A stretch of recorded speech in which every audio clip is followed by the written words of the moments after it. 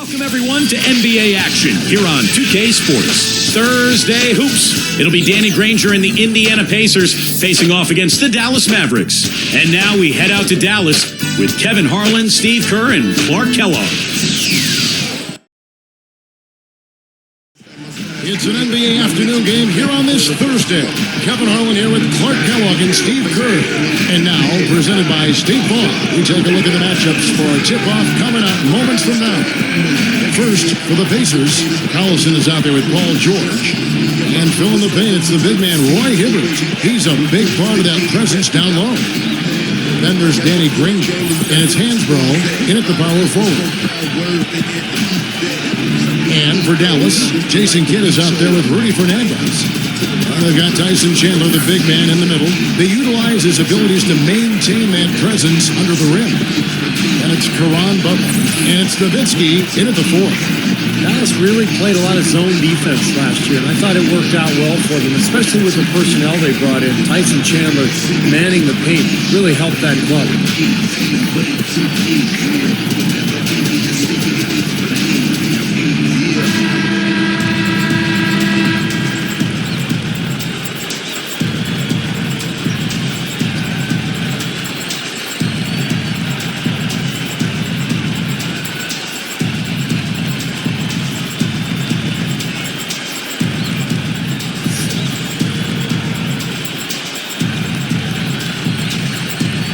And the Pacers start off with the ball.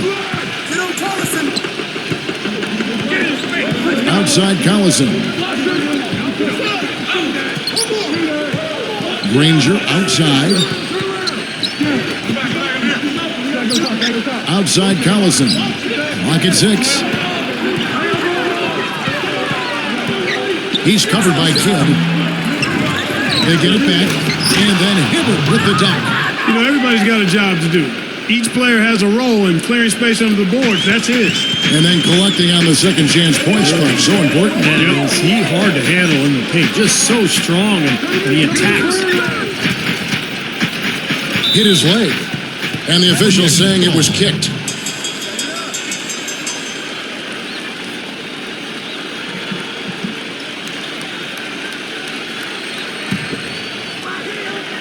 Here's Nowitzki. Right up. Lays it up and banks it in. You know, guys, I'm pretty sure when everybody else leaves the gym and goes home, Dirk Nowitzki just sneaks back into the gym and kind of hangs out at that foul line area. He's so comfortable at the elbow and at that high post area. He just shoots right over the top of everybody. It looks like a layup for him. Butler against Granger. Shot clock at 6. Over Chandler. Granger with the bucket. Not much resistance for him after that pick, Kevin. I mean, he had all sorts of space to hit the shot.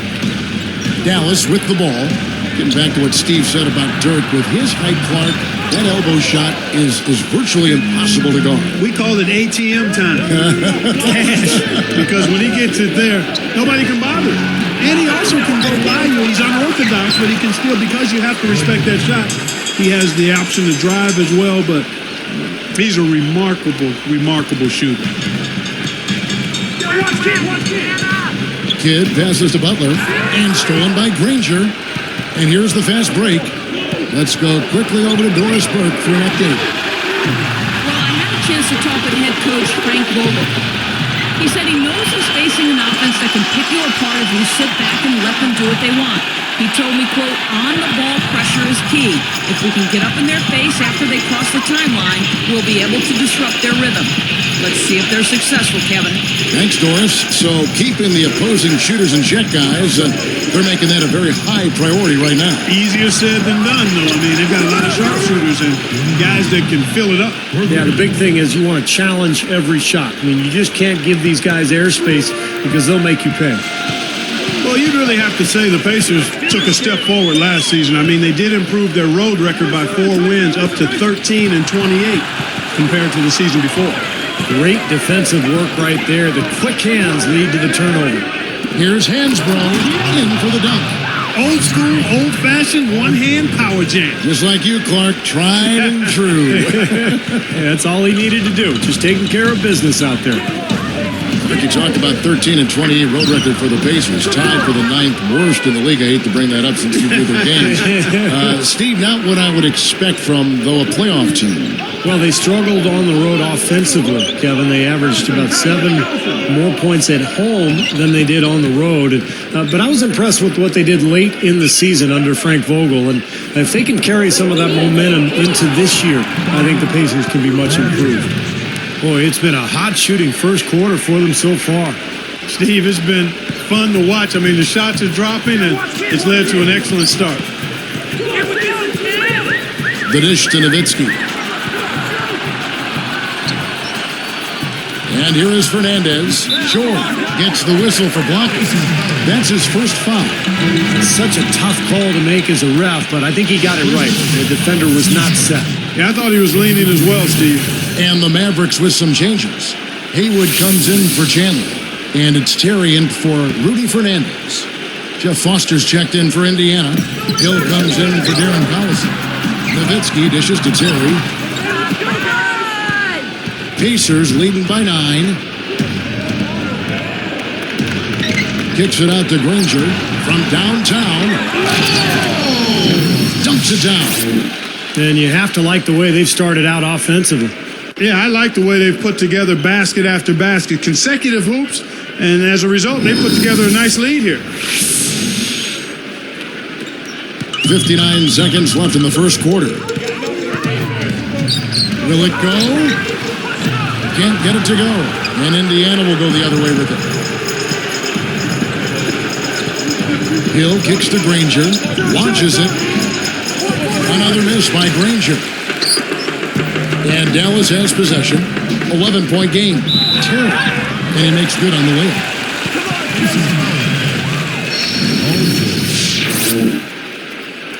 His second person, second team.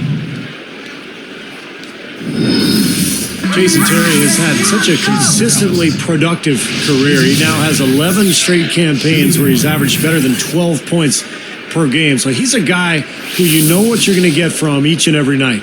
The Pacers making a switch here. Rush is checked in.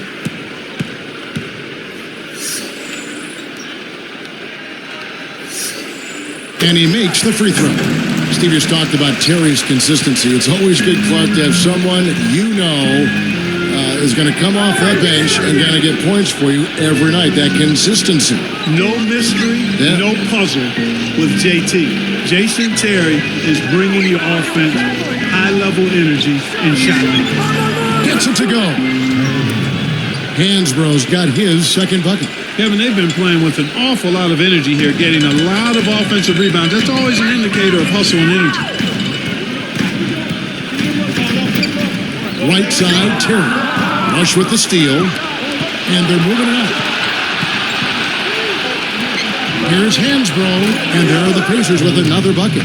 They have wasted no time building this lead. They've been solid at both ends. Yeah, they look really focused and ready, intense, together, composed. I mean, they've been hot out of the gate.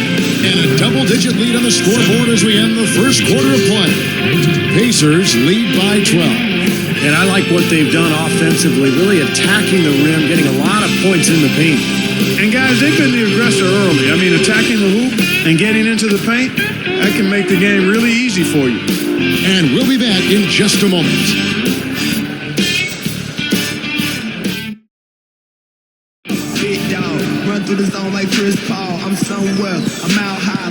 And welcome back. It's been all one-sided so far through the first quarter as our second quarter gets underway. I'd have made every shot. You'd think I got the cheat code.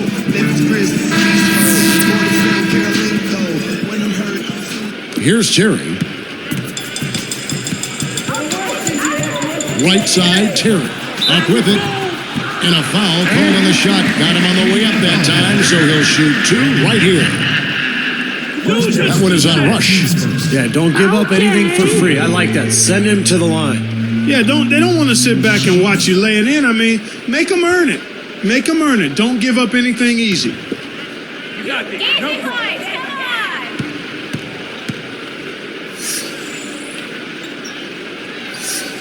Come on. And he makes the first. And the offensive rebounds leading to second chance points. Yep, Kevin, and they have 6 in this quarter. And you know what? That's always a good sign in terms of a team that's focused and energetic. I mean, when you can get to that offensive glass, you're doing some work.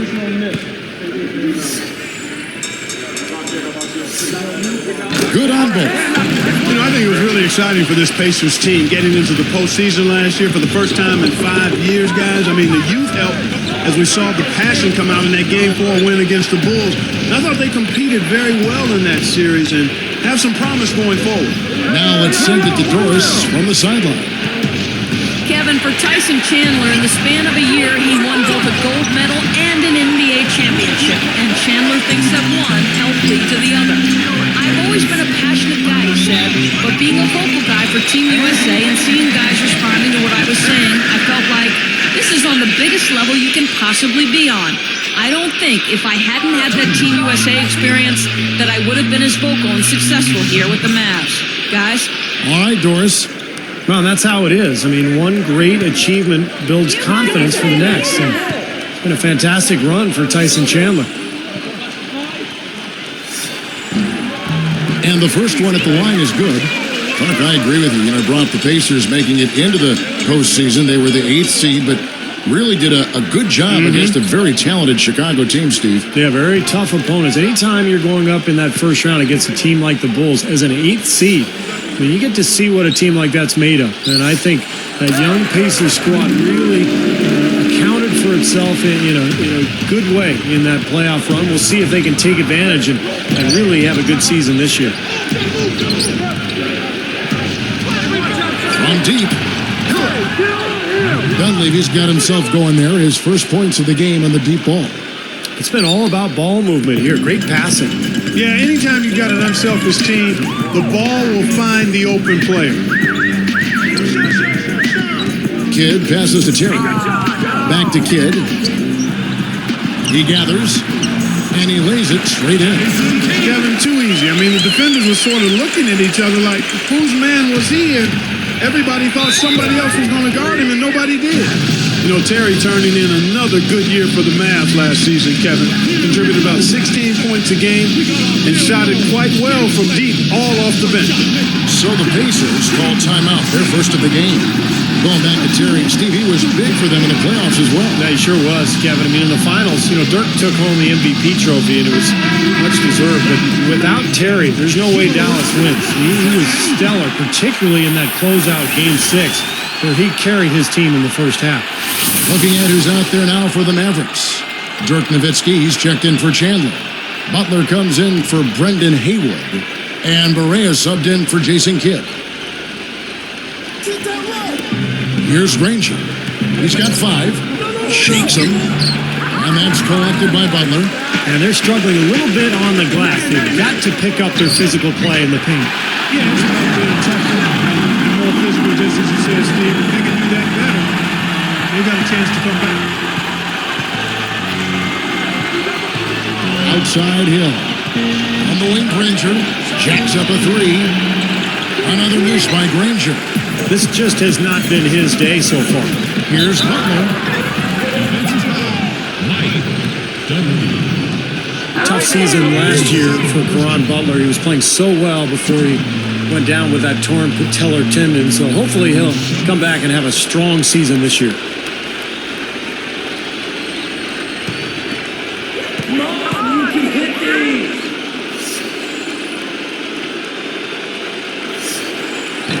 And that one misses. Well, I like it. They're staying assertive, working themselves to the line, trying to battle back. And not only are they cutting into the lead with these free throws, Clark, but they could also get the other side in foul trouble if this keeps up.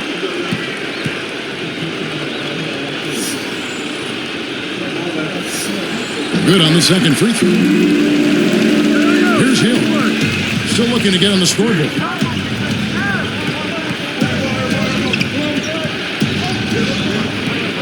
He passes to Hibbert. He's working on Nowitzki.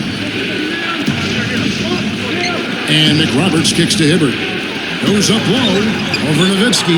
Nice D from Nowitzki. Steve, that patella tendon injury really a major setback. I mean, Karan is one of the toughest players in the league and has been since he stepped foot in the NBA. If anybody can come back from that, I think he can. I like the fact that the Mavs were a really strong team at home, and it shouldn't be a surprise. I mean, it seems like each year they find a way to win in front of a terrific home crowd.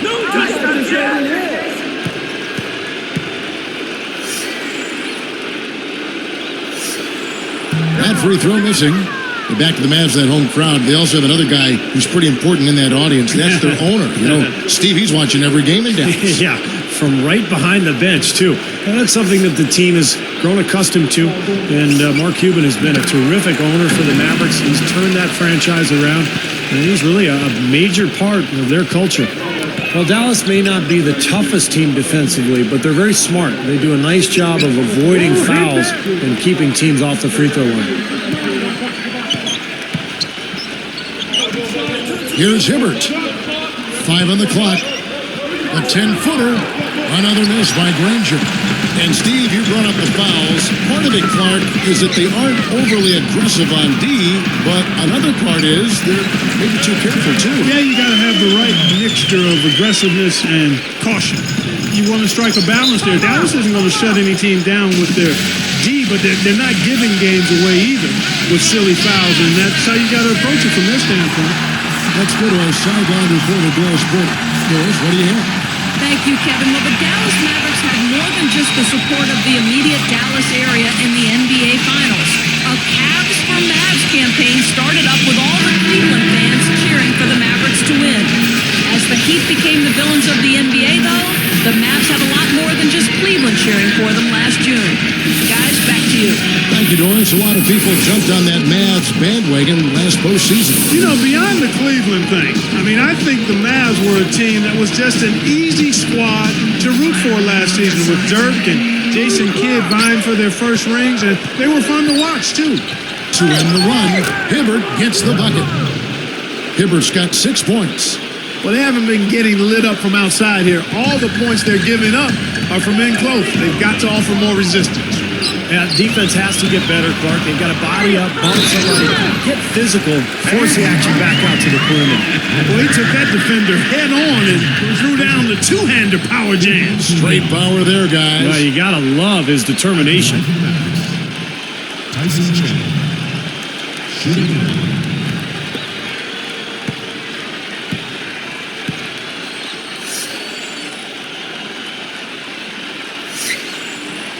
No good there. He's unable to convert on the three-point play. You know, when you talk to people around the Mavs, prior to last season, they had a choice as to whether to acquire Al Jefferson or Tyson Chandler, and they chose Chandler, and they're happy about it. It's blocked. And here are the Mavericks now. They're on a 14-5 run here. Hibbert with the block. Pacers leading by 3. Ball's not loose. Reverses, and lots of contact there. Missing the shot. He'll shoot 2. Tyson Chandler had a very big impact on the Mavericks defensively. In fact, Steve, they said he was the soul of that team. I thought Tyson Chandler completely changed the culture in Dallas. I mean, they were a decent defensive team without him, but with him, they were one of the best in the league. He clogged the lane, he rotated, he protected his teammates, and he gave them a toughness, kind of a swagger at the defensive end of the floor that they didn't have before.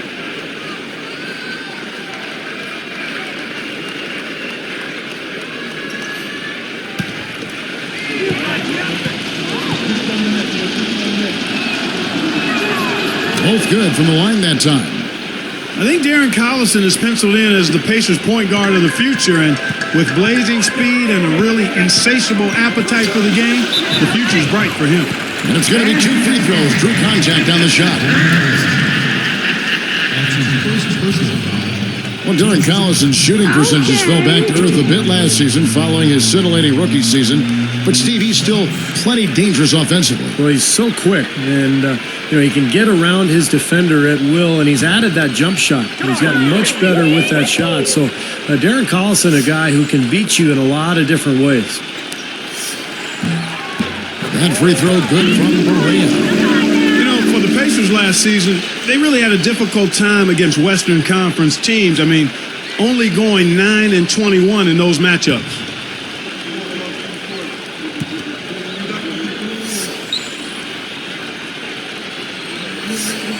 And he makes both free throws. We talked about the troubles, Clark, against the Western Conference. For whatever reason, Steve, they struggled to defend Western Conference opponents.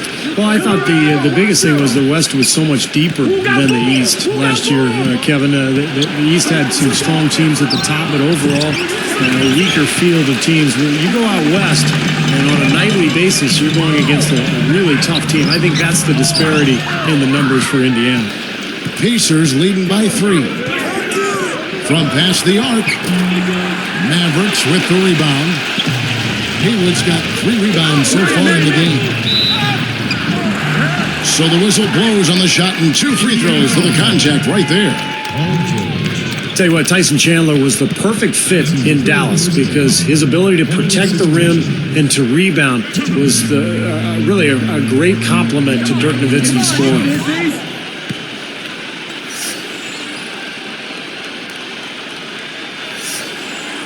No good on the free throw. Well, you look at that Mavericks front line, Clark, with Dirk Nowitzki and Tyson Chandler, plenty of length, both of them about 7 foot or plus. Yeah, and you look at Tyson Chandler, I mean, he's actually a long, rangy 7-footer, and teams like the Lakers have really made it a prerequisite to have that size on your front line, and the Mavericks can match up there. So he can't get either to fall. Well, you look at this Pacers roster, a nice young blend of talent and size and versatility. They had the flexibility this past summer to add some other nice players. So this team seems to be on the rise.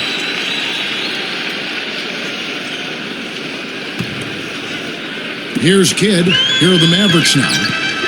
They're on a 16-7 run. Picked up by Collison. Now here's Kidd. The pass to Haywood. Goes up.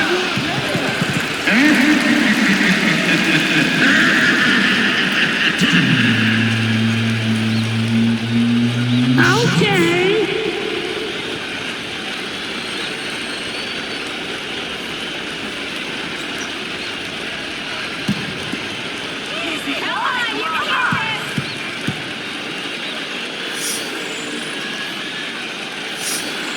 That one is off.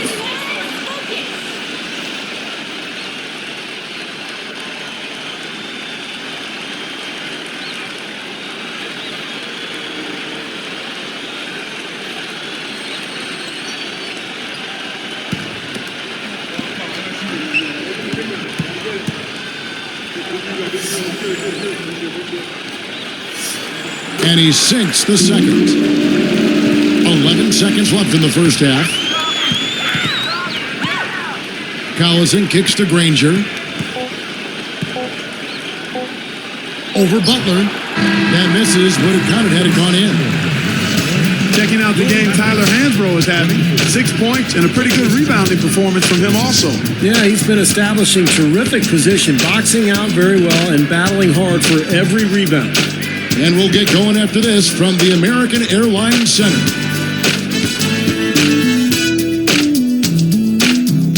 And it's a battle underway out in Dallas. Now let's get you going for the HP halftime show. Indiana with the lead against Dallas. They've limited the second chance buckets. They've been crashing the defensive glass, playing big on the defensive end. Roy Hibbert playing well in the first half.